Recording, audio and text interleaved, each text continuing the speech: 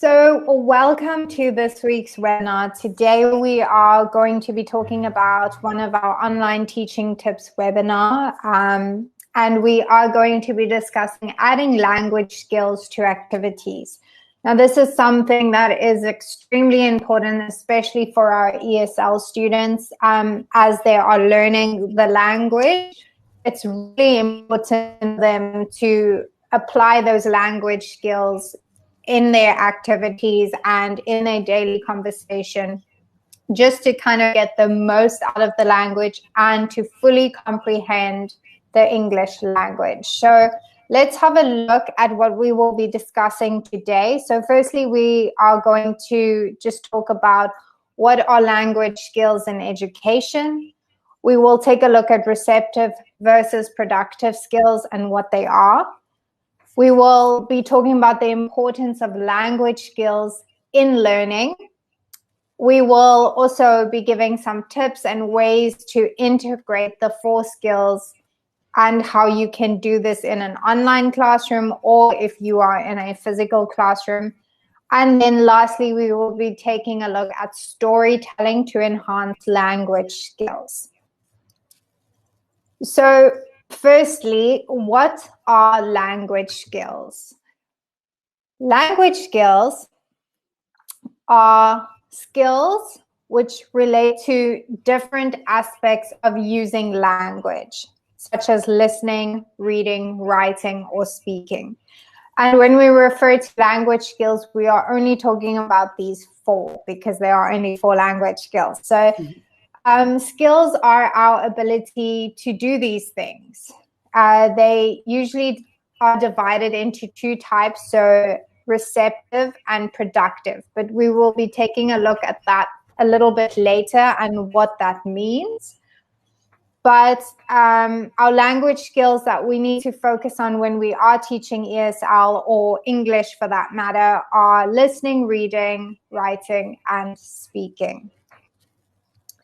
So, of course, the 4 language skills, like I've just mentioned, are listening, speaking, reading, and writing. And they are usually learned in this order. So first listening, then it moves on to speaking, then reading, and lastly, you learn how to write. I think if you think back to how you kind of learned English and maybe how to use the language, we start with listening to our parents or to our teachers, and then we start, engaging in conversation, learning words, learning how to say words, and then come to reading. And then lastly, we learn how to write sentences, words, and all that kind of stuff. So let's have a look at the difference between receptive versus productive skills. So which of those 4 skills are receptive and which of them are productive? So receptive skills. So these are the skills that we use in understanding. So these would be reading or listening. And reading and listening are the skills that we use to receive information. So that makes sense. If you are reading directions, if you are listening to somebody giving you directions, you are doing that to receive information. And as we learn to speak a different language, as we said, these are the last, listening is the first skill and reading is like the 3rd skill. So they are tied in together. We develop them gradually, but we use them to receive information. So our productive skills. Well, this is the other 2 skills. So these are the other 2 skills, speaking or writing. And these skills will include some sort of language output. What do we mean by that? Well, let's have a look. So we have our input and output. So things that are spoken.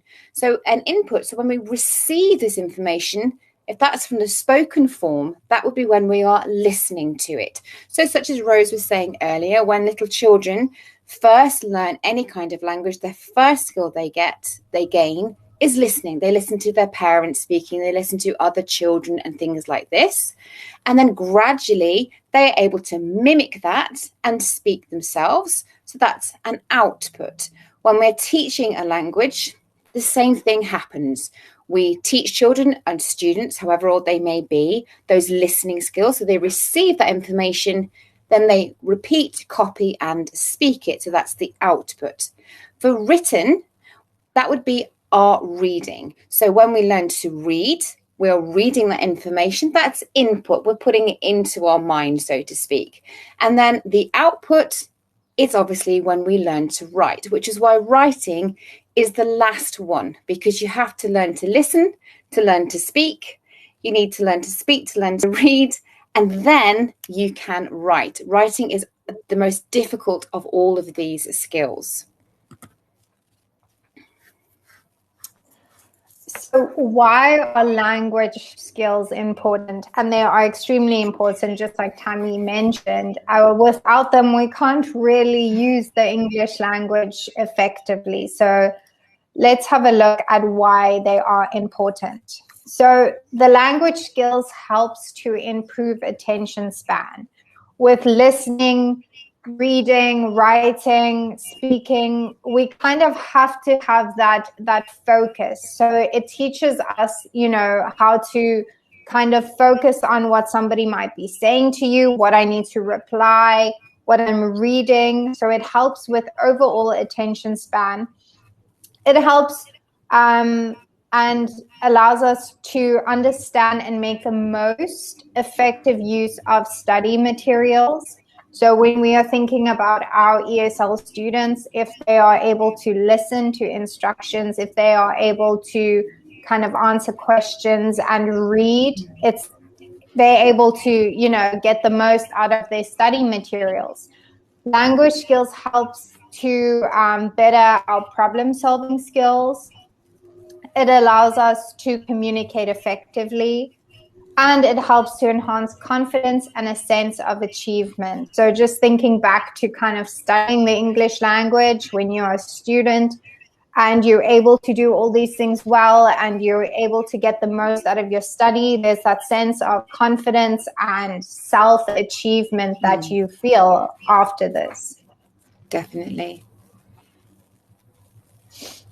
So how do you incorporate language skills into the classroom and activities? So if you have done this, or if you have come across some great ways to do this, please let us know in the comments down below. We'd love to read your experiences and how you've gone about doing this.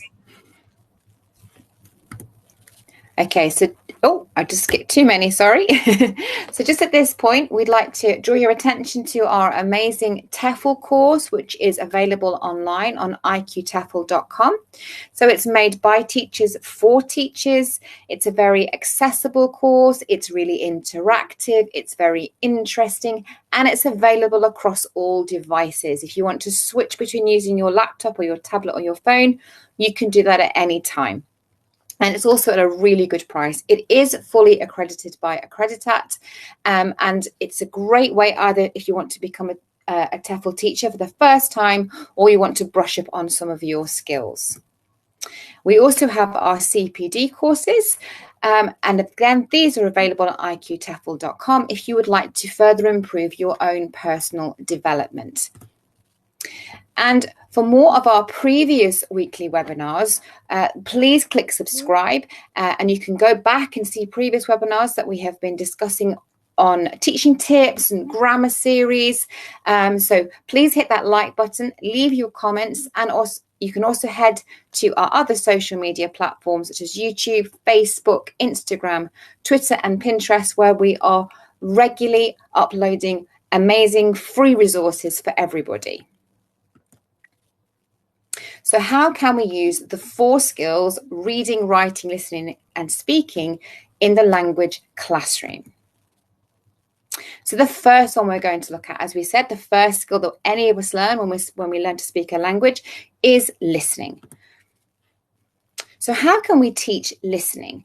Well, there are some really fun ways. We can include songs and audio.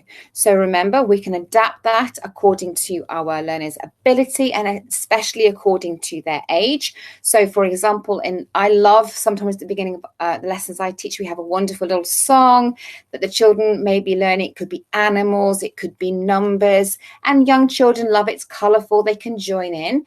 But you could also use audio for those who maybe are older or are more able. So you can vary that, and that just really helps your students to be able to learn to listen, and not just listen for noise, but to listen for information and to understand it, but to do it in a creative and engaging way. You can read stories out loud. So I don't know about anybody else, but I remember my mum used to read me stories every day, and my dad very often would read me stories. And even now, I remembered those stories. And actually, I didn't know, but she was helping me build up my listening skills, my vocabulary. And I can tell a difference. I don't know about you, Rose, but when I have a student who reads or who listens to stories being read, their vocabulary is much better. And their listening skills, so to listen in a lesson, all of that is really improved. Definitely. And again, adapt your stories. Find something that you know interests your students. If they're new, ask them. If they can't understand you asking them, show them maybe a variety of things that you may have. I also like setting that as a homework task, something that they can listen to their mum or dad reading an English story out loud. Encourage group work when possible. So obviously on a one-to-one setting, this would not be so easy. But if you are having an online session with a group, or you're teaching in a real life classroom with a full class, then this is great. By encouraging group work, your students have to listen to one another. And this obviously will help them with their communication skills and applying that language. And encourage conversations. So that's really important. We never want just to be able just to teach our student, and that's all we're doing is teaching them skills. We want to be able to teach them how to apply it. And if we have a conversation where we ask and answer questions, they have to listen to be able to know what questions we are asking them. So next is obviously speaking skills. So this would be the next skill that our students learn as they learn the English language. So let's take a look at how we can encourage those speaking skills and activities.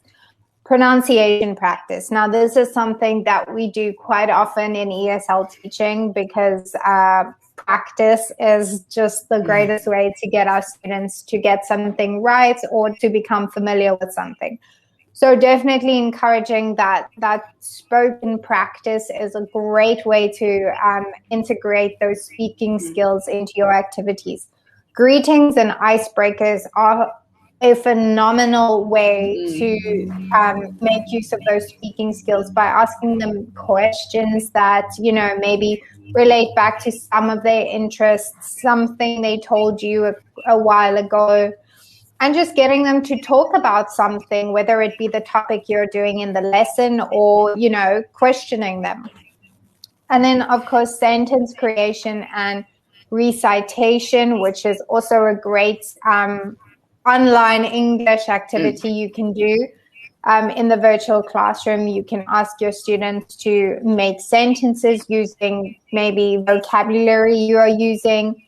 Ask them to repeat after you, whichever way you want to go about it. And of course, depending on the capabilities of your student. And then conversation and sharing opinions. I love to do this with my older students. When we have read a text, I like to ask them, well, what do you think about this? Or, do you have this in your country? And they are quite often very happy to share their opinion. Even though they might not have all the vocabulary to do so, they will definitely try, and you can help them along. And this can then, fester into another activity of learning that vocabulary and using those speaking skills. And then the last point is role play. And this works great with our younger students. They love it, and it gets them talking. Even our shy students, when you bring in props and you have a bit of fun, engaging in conversation, or maybe having a target prop and asking questions about that. So anything to do with role play is also a great way to encourage those speaking skills. So then we come to our third language skill, which is reading. So how can we teach this, incorporate this into our lessons? Well, this is a really great point. Encouraging encourage reading instructions. So I will very often do this. Instead of just reading the instructions to my student, I will draw a box around it and say, can you read? Don't even to the word instruction, but they know they read that and they're like, so what do you have to do? Because then you can check. And you can break this down for people at learners with less capabilities, and you can gradually build it up. But that involves them. You can concept check if they've understood. So what do you have to do? So they tell you the instruction back, so you can check they have understood it. And again, it gives them another opportunity to read, reduces that teacher talk time as well. That's one of my favorite things to do. Encourage reading sentences. So that might seem a little odd, but when we learn to read, as we said in previous webinars, you learn to read sounds and then you learn to read single words. But to read a whole sentence is another level of a reading skill. So the more we encourage our students to do that when they are at that level, and you can start with really simple sentences like, hello, my name is, or even just hello is, because that's a sentence, but then obviously, again, build it up. So again, they are seeing reading in a real life setting, and it has a purpose. So they're not just learning single words, they're learning whole sentences, and from that, they will then go on to reading whole paragraphs and so on. Make use of flashcards. So we've mentioned these before in webinars. Flashcards are an absolutely vital part of being an online teacher, in my opinion. I use them in virtually every single one of my lessons. Even with adult learners, I can use a flashcard. So if they are struggling with their sentence structure, you can just hold up a flashcard. They can read it, they recognize it. It's that input. And you can use short storybooks or ebooks. And we're going to come on to more about storybooks in a moment and storytelling. But obviously, these are great as a homework task, particularly. So you can set a task, for example, read one page of an English storybook 3 times this week. And then in your next lesson, you can say, did you read your book? And if they did, can you tell me what happened? And they like to be able to share that. And again, they're reading for a purpose. So our 4th skill is obviously writing, and this is the last skill that our students or that we learn when we are learning English. So let's take a look at how we can integrate this into our activities. So gap fill activities, great for testing those writing skills, more so in I would say a physical classroom where you are encouraging your students to actually write that word. But in an online classroom, you can adapt this and get them to use the classroom tools to write the word or whatever is missing from the actual activity. Then, of course, encouraging the use of classroom tools. So I love to, if they are allowed to, use the classroom tools for my students to use the classroom tools because I think it engages them. It kind of gives them a little bit of a challenge. Some of them are great with spelling and others are absolutely terrible, which is fine because writing is our last skill we learn. So it gives them that opportunity to practice writing and kind of get a feel for writing words in English and how we actually do write them in English. Next is to encourage students to write sentences. I think this is great, and especially for our older students who are more able to write a sentence, even if it's just a simple sentence. Getting them to write it and then see it in front of them is a great way to bring those skills into a lesson. And then written homework such as short sentences, words, or letters. I don't think, especially for ESL students, I don't think it's the best to maybe write an essay as a homework task. That could be quite overwhelming for our students. But I think short sentences and maybe, writing out questions they would like to ask you in the next lesson, then you are integrating those speaking skills again. Fun little activities like that is always a great idea, and it always encourages our students to make use of those writing skills. So we mentioned about storybooks. So let's look at how storytelling can enhance these language skills. So storytelling, well, it's telling and listening to stories, and this provides a bridge between our productive and receptive skills.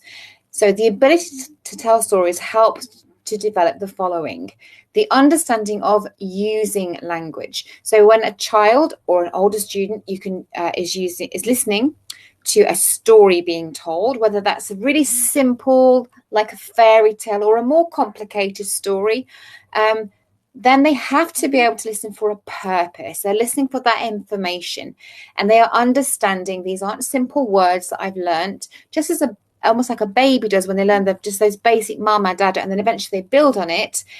That's what we want to do with our ESL students. We help them to understand that the language they're learning isn't just sounds, as we said, there's a purpose to it, and it makes it enjoyable. By listening to storytelling, we actually really help to build communication skills. So often in a story, there will be characters who have conversations together. There'll be different events that are happening, and you can ask your students about those, and the students are listening, they are reading all of those things. If they're following along with you, or if they're just listening, they're becoming used to people talking with one another. And again, those vocabulary skills and those particular vocabulary that they will then be able to pick up and use themselves.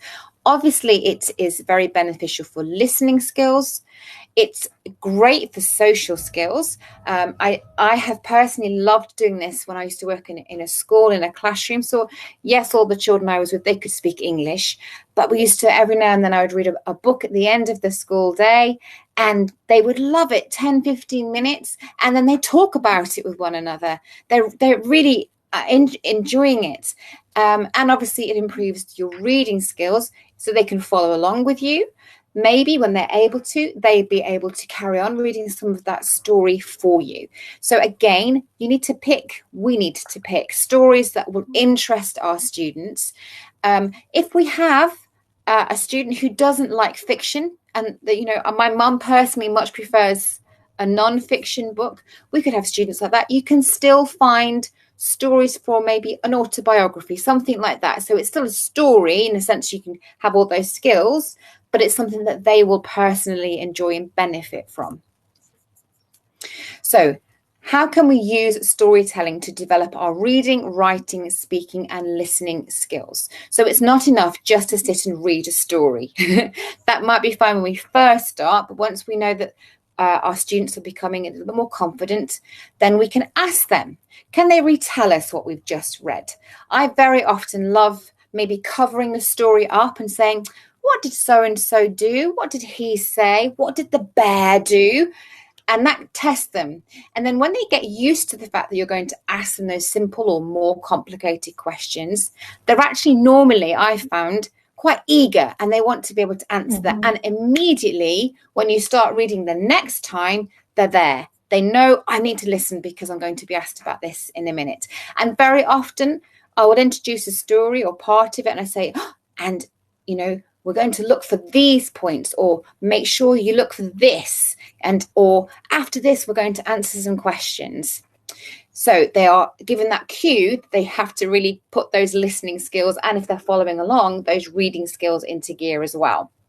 You can ask them comprehension questions. So who's in the story? What happened first? I also love to ask, what's going to happen next? Or if the story has completed, can you give me a different ending? So they have to really think about what they've heard, what they've read, and then they have to predict it, or they can change it. And I love saying, make it funny, make me laugh. I have a student, and she's so clever, and she loves being able to do that. And it really has helped with so much of her grammar. And she really blossoms when she can repeat and extend on what she's listened to and read. And if your students are struggling, then you can use puppets and other props to help them retell the story. Obviously, this is very tailored more towards our younger learners. But again, sometimes they can be very shy. It could be overwhelming. But if you have props and you use your props as you read, they love it. And you can say, can you get your props? Can you use your toys to show me? So you can involve them. And obviously, a good point to remember is that we never want to use too long a story or too long a piece of text. Adapt it, again, we always say this, but adapt it according to what you know your student can take. Sometimes you see a huge piece of text and it's too much for me. I will skip if I'm reading an article or something. So think about it. And if I was learning a new language and I saw a whole book, no, I know I wouldn't be able to. So break it down and make it manageable and enjoyable. So some key tips to remember when storytelling. So choose a suitable story. Just like Tammy mentioned, this is key, because if our story is too complex for our learners, then we can just assume that they are not going to learn anything from it, and it's going to be too overwhelming, and they are probably going to just shut off. So we want to make sure that the story we choose is to their interests and to their language level. Then get them interested. And you can do this in a range of ways, and depending on the type of student you have, but you can use pictures, videos, puppets, you can use props, whichever works for your students. Create the atmosphere. So I think this is so important with storytelling.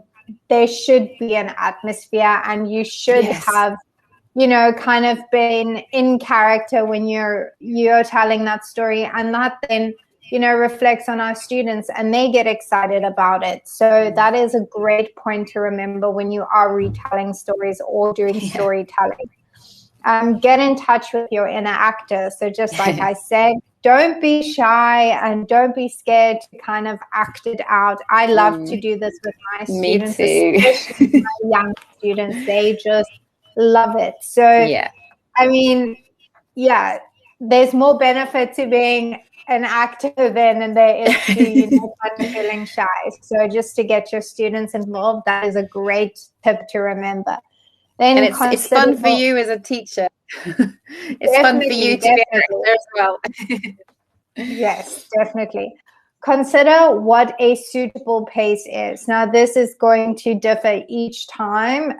If you're in a one-to-one lesson, you might have students that learn at a slower pace or can comprehend at a slower pace. Or you might have students that are just great with their vocabulary and understanding, and they just don't need any, kind of revision or help or anything like that. So you're going to have that, but you need to know your student and you need to know their abilities. And then, of course, get active. I think this is more aimed at our younger students. Don't be shy to use those actions. Use some TBR. Just get them involved. Get them doing the actions with you.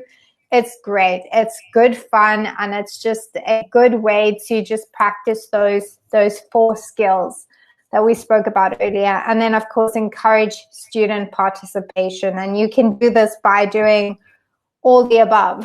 So yes. So just a quick reminder that we have some great quick cards which just have a basic summary of what we've covered in our webinar, and they are really, really useful for online teachers and teachers in the real life classroom. So please head over to iqtefl.com.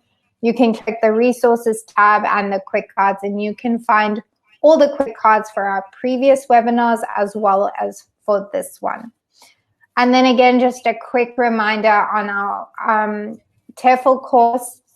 You can find this on iqtefl.com as well. It is fully accredited by Accreditat and available on all devices. So whichever way you prefer to do it, you can do it.